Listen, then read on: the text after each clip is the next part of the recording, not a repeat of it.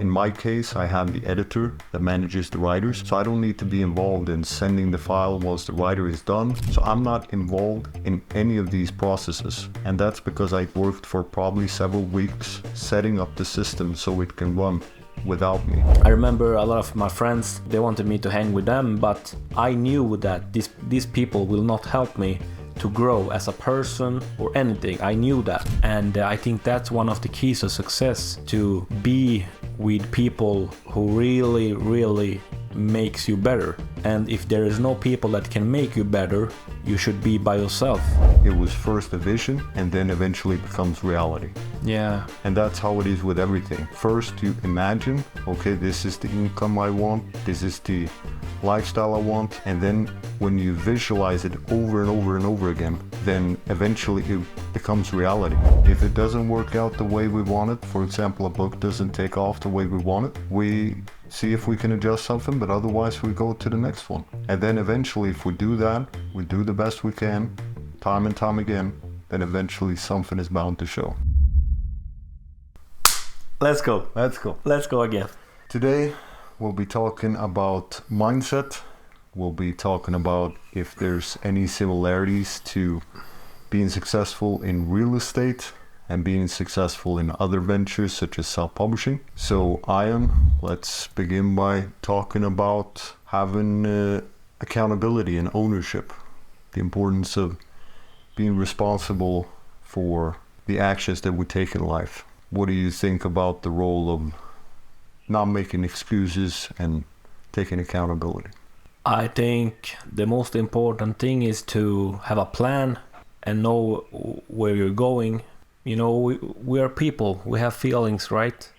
And life happens, everything can happen, and you can one day feel like that and the other day you can feel like that. So when you're working, it's very important that you shut down your feelings and concentrate on the task you're doing. For me, I wake up every day and sometimes I feel like shit, but I don't care. I shut down my feelings to focus on my goals and focus on the task I'm doing. I can deal with the feelings after work. So when I work, I don't let feelings come between and disrupt me for a long time, maybe for a short time. Sometimes you just have to cry and move forward and see all the blessings and see the opportunities. And self-publishing is a great opportunity if you are willing to work, and you can build a beautiful business if you are willing to do whatever requires from you and make sure that you are doing things that are moving the business forward. Yeah. So one thing I heard, I studied a lot of Brian Tracy when I started my entrepreneurship journey and when I was into sales as well. And one thing that he says is that successful people, they do what they need to do, whether they feel like it or not. And that's something that you will always face, the resistance. Maybe you don't feel like writing, or maybe you don't feel like working. Maybe you don't feel like working out. So it's moving those feelings to the side and going anyway. That's what I found is very powerful. So self-discipline, it's definitely a key in any area of life.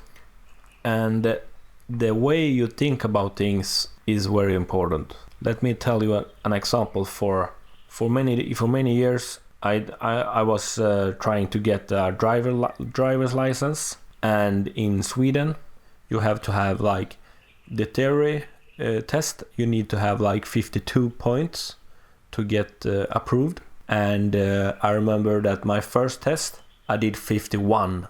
I was one away to get approved, but I didn't. So I had to do the test over again. And I remember it was like 2 weeks from the first test to the second one.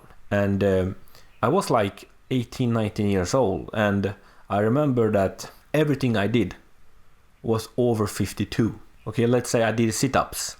I was in the gym doing sit-ups. I did over 52. I did other stuff in the gym, all the weights was over 52. That was my mindset. Everything I do is over 52. And somehow I did think like that, because for me it was about getting the license and always be over 52 in whatever I do. So the next time I did 59. So I approved the test and I got my license. So for me, mindset and how you think, how you act, that's the most important thing. Because why did I think like do over 52 every time, everything that I did? Why?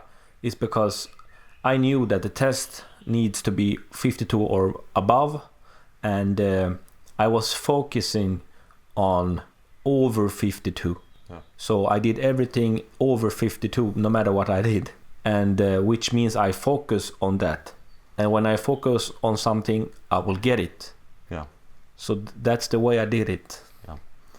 And that's interesting in the book Get Rich, let's say Think and Get Rich by Napoleon Hill. Yeah, Grow Rich. Yeah, Think and Grow Rich. He talks about having a piece of paper with a number. So if you want to hit a certain income goal, for example, you take that number or you take that piece of paper and you look at it daily or several times a day. And eventually, when you do that enough, you will start to ingrain that into your mind. Probably living in this place, it was first a vision and then eventually becomes reality. Yeah. And that's how it is with everything. First you imagine, okay, this is the income I want, this is the lifestyle I want, and then when you visualize it over and over and over again, then eventually it becomes reality. Yeah, and I think you have to have feelings connected to the imagination. Yes. You need to feel the vibration. You need vibration that you feel it. Let's say you imagine you're driving a Ferrari, but you don't feel anything when you imagine it, then it will not happen. No. You need to feel like you are actually doing it right now, and you're feeling the feelings for that situation.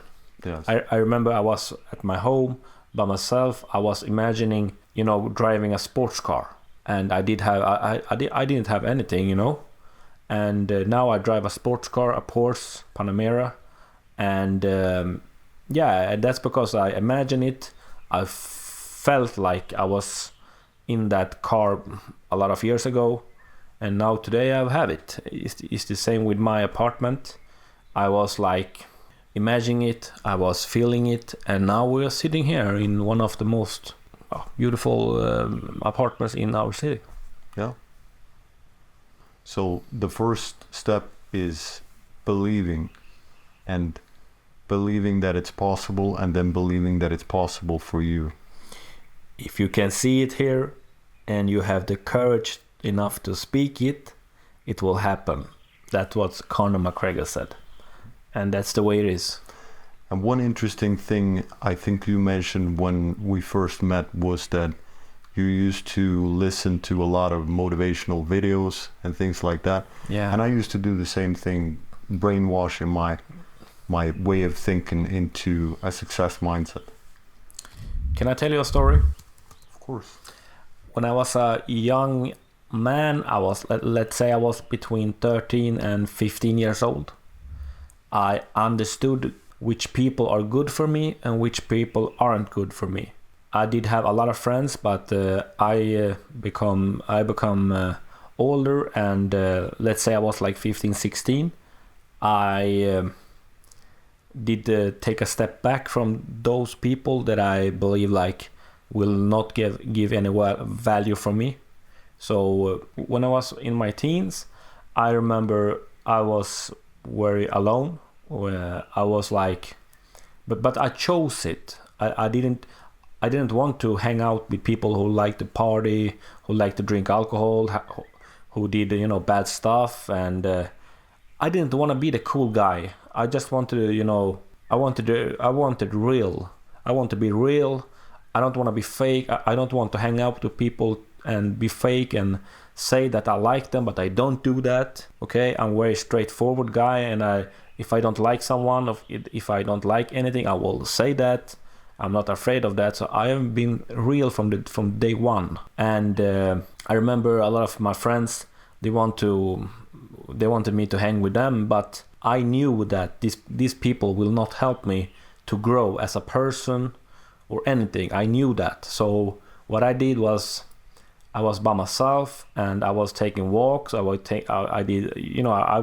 with myself, and I listened to motivational speakers. And one of my favorite at that time was Les Brown, great guy. You should look him up on YouTube, Les Brown. And he will give me advices. He will motivate me. And it was like he was my friend. I got to know him. He speaks about his story, and it was like hanging out with Les Brown, because I knew this guy will help me to improve my mentality and how to see stuff. Yeah, one interesting story about Les Brown. I remember when he was in school, then he was asked a question or something like that, and then the other classmate, they started laughing and say, "Hey, that's DT," and that stands for the dumb twin. So he had a twin, and then Les Brown said, "Yeah, that's true. I'm the dumb twin." And then the teacher took Les aside and said to him, "Don't ever let someone else tell you who you are." And that's a very powerful message, that you define who you are. Yeah. Don't let anyone else put labels on you or decide or try to put you in a box. Even if they are your friends, you decide who you are, no one else. They can often hold you back unconsciously, because sometimes when we do something or we step out of our comfort zone, it may also shine a light to other people that maybe they need to grow in certain areas. So it can be very uncomfortable when you're doing things like that. But something we have in similar, you and me, that both of us have been alone. Yes. We have not been with so many friends. No. We have been by ourselves a lot of time. And I think that's one of the keys of success, is to be with people who really, really makes you better. And if there is no people that can make you better, you should be by yourself. Yeah.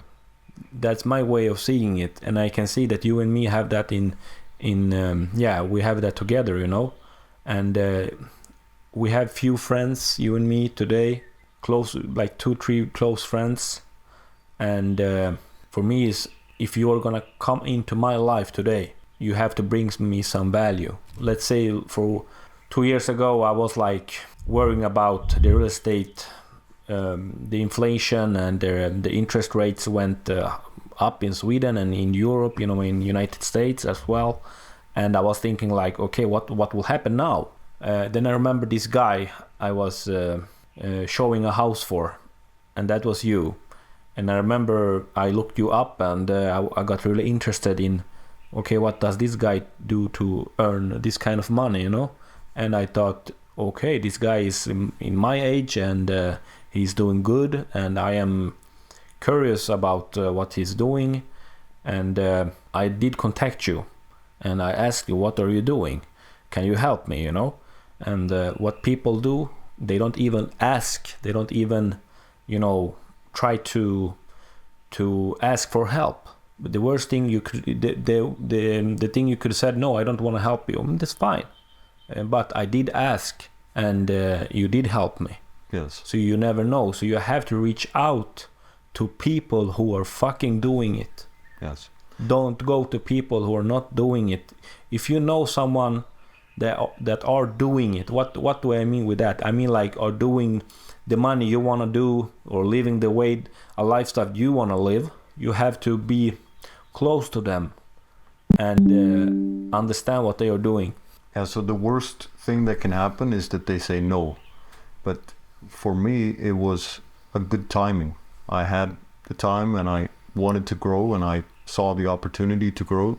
As I was helping you, it helped me to master publishing even more. And sometimes it might be best to reach out to people that aren't at a super high level, because you will often find that successful people, I think they genuinely want to help, most of them. But if you reach out, let's say you reach out to someone super high up, let's say Alex or Mosi, he's getting messages, thousands of messages probably every day. So you're not going to get help from someone like that. But there are so many successful people in our city, for example, that people don't know about. So maybe you can find people like that who can help you in whatever pursuit you have. Do you agree with that? Yeah, of course, 100%. Sometimes you need to take the right step and take a short step to. Let's say you know someone who is doing good. Okay, contact that person. Try to learn from that person if you want to be good at what he or she is doing, and you have to climb the tree step by step. You cannot you cannot go to Elon Musk the first thing you do. You have to climb step by step, and eventually you will get there. And people who are like Peter and myself, we are successful because we are helping other people. We're giving value to other people. So when someone asks us about advices or something, we will help. All the entrepreneurs in the world make money because they are helping other people in some way, with a service or a product. And if someone asks us things, we will help, because that's how we work. The thing is, ask. Don't be afraid. Who cares if you get a no? Just fucking ask. Just if you are interested, ask the people, the guy you wanna be like. So you have nothing to lose, man. We came to this earth with nothing. We will leave you with nothing. So try to ask, and the worst thing you can get is a no. And I am one of the best sellers in the world. Trust me. I think this is my opinion. I think I'm one of the best salesmen in the world. That's my opinion. I think if you put me and all the people in the world, and let's say we're gonna sell things, I will kill everyone. I'm very good, and it's in my DNA. All my family. We're good salesmen, and I think I'm one of the best salesmen in the world. That's my opinion. And one thing that you should learn is to take a no. Okay, take a no. Take so many no's that you don't care anymore, because you will succeed after that. Yes. And that's the why, people ask me, how do you do? I knock on the most doors. I'm calling more calls. I'm taking more calls, and it's pretty simple. You have to work, and you have to understand that it's just a no. Who cares? Every no brings you closer to Yeah, exactly. So don't care. Don't feel things just because you got a no. Do your thing, man, and make sure to focus on what matters. We often say it's a numbers game. 100%. And we do the best we can with the number that we're working on. But if it doesn't work out the way we want it, for example, a book doesn't take off the way we want it, we see if we can adjust something, but otherwise we go to the next one. And then eventually, if we do that, we do the best we can, time and time again, then eventually something is bound to show. Yeah. And make sure to write down what you want and make a plan for it.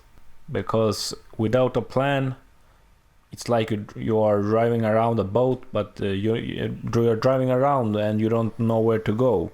And you need a direction, because when you are traveling, you're traveling from an airport to another airport, right? And it's the same with plan. You need to know, okay, I am here right now. What can I do to get over here? I need to do that, and that. And make sure to focus on it. And sometimes you will fall back. Oh, that's okay. Just go up and try to go to your destination. Yes. So a pilot wouldn't set off without a direction, without any goal in mind. A waste of time. Yes. And fuel. Yes. Money. Exactly. And even if you're just slightly off, you would end up in a completely different direction. So that's why you want to stay on course. If you're going that way, you want to make sure that you stay on that road. Maybe you take off for a little while, but you go back. and you readjust. And not everything is going to be a straight line. Sometimes it's turbulence, sometimes you might have to go around, but if you got your goal in mind, then eventually it's a matter of time. So that is about being adaptable. Yeah. That's something that we need to be in publishing, and most likely you had to adapt when you were doing sales. And Yeah, of course. You have to find your own way and make sure to do more than others. I remember when I was selling insurance at one of Sweden's biggest companies.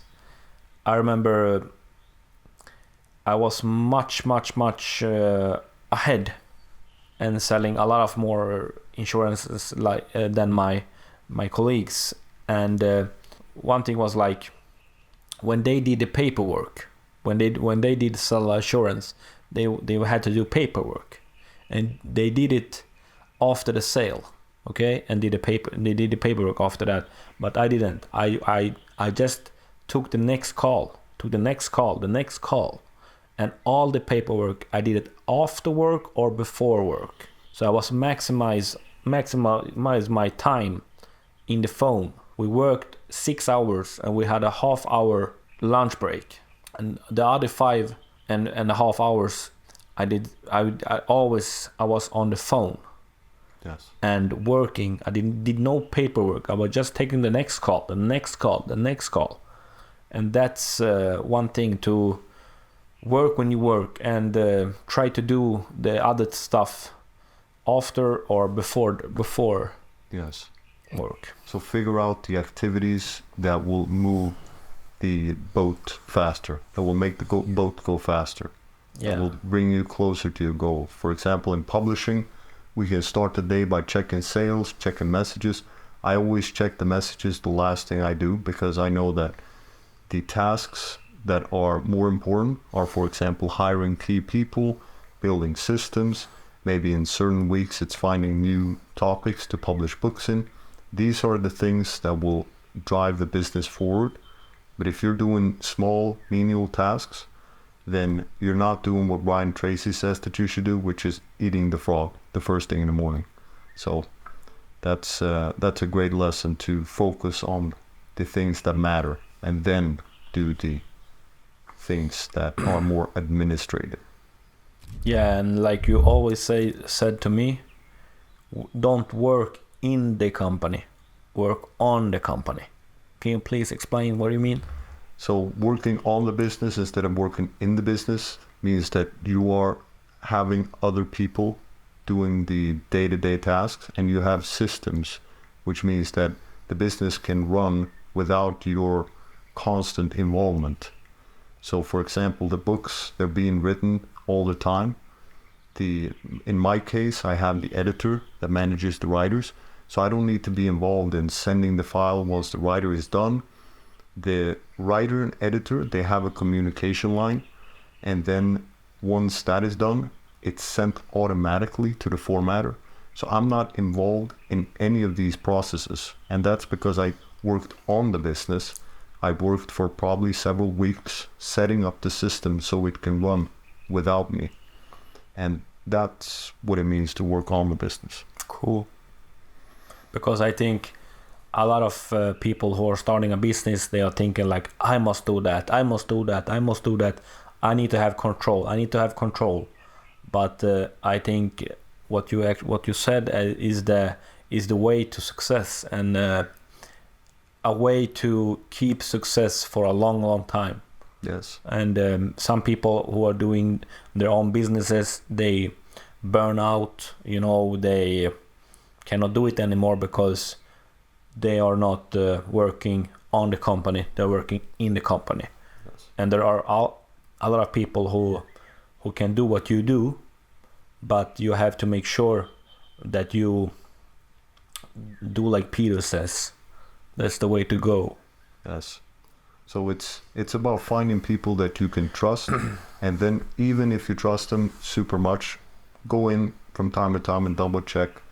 But if you put the right people in place, I think it's the book Great by Choice. He talks about the first thing you should do is not focus on the what, but rather the who. So who gets on the bus? That's one key thing, because once you get the right players, the A players on the bus, then things will run much more smoothly. And try to not control everything. It's fine to not have control sometimes. Okay, it's okay. The most important thing is to have control over the things that really matters. So make sure to enjoy and have fun while you're working, and learn from the best. Yes. I'm learning from you. So continuously learn. That's another thing I think will always be helpful. I told you, Ayhan, that in the beginning I was watching 90% of the self-publishing videos especially about nonfiction, and I think that's one key to always making sure that you know what's going on, so you don't become obsolete. So listening to these type of videos, I know Brian Tracy, he says that if you study 1 hour per day in your field, within 3 years you will be an expert, and within 5 years you will be a national authority in the field. So continuously learning what you're doing now, I think it's a great way. I used to watch all the videos in 2x so I can gather the information, even if the people that are talking are maybe at a lower level. Let's say you're doing $10,000 a month and they're doing $3,000 a month. Still, if you listen in 2x, I think it's valuable while you're doing the, let's say, research, or you're doing some easy task. Then you can have these YouTube videos running in the background so that you can gain knowledge as you're working on simpler tasks. Do you have anything you want to add? No. Okay. That's the interview today, or the unscripted chat. Hopefully you enjoyed. If you did, we can set up a new one like this. And if you liked the video, hit the like button. See you in the next video.